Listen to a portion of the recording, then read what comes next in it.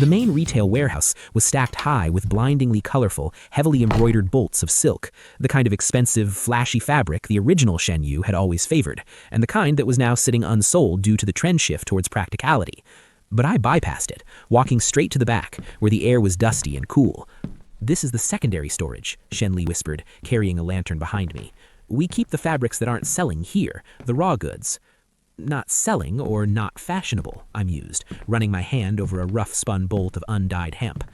Then I saw them, stacked in a dark corner labeled simply as "Misc Utility," were several high-quality, perfectly preserved bolts of fabric that were considered dead stock.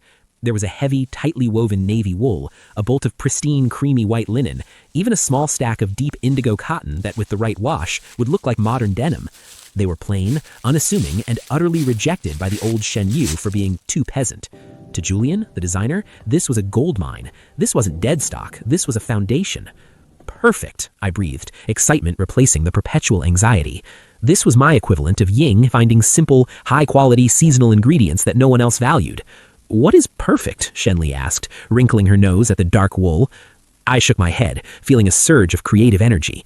"No, this is structure, this is elegance, this is the difference between a costume and an outfit." I grabbed the heavy navy wool and draped it over Shen Li's shoulder. The fabric fell cleanly, its weight giving it a beautiful, severe line. The original Shen family reputation was built on the quality of the raw material. "Look at this tension," I said, running my fingers over the weave. "It's durable, it holds its shape, and it drapes cleanly. We don't need gold threads, we need the cut."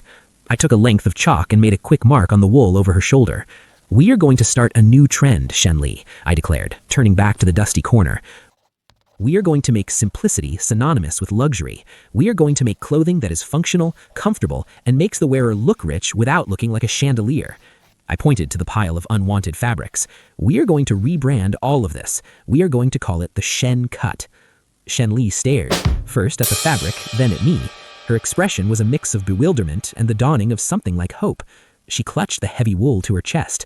"But how?" she whispered.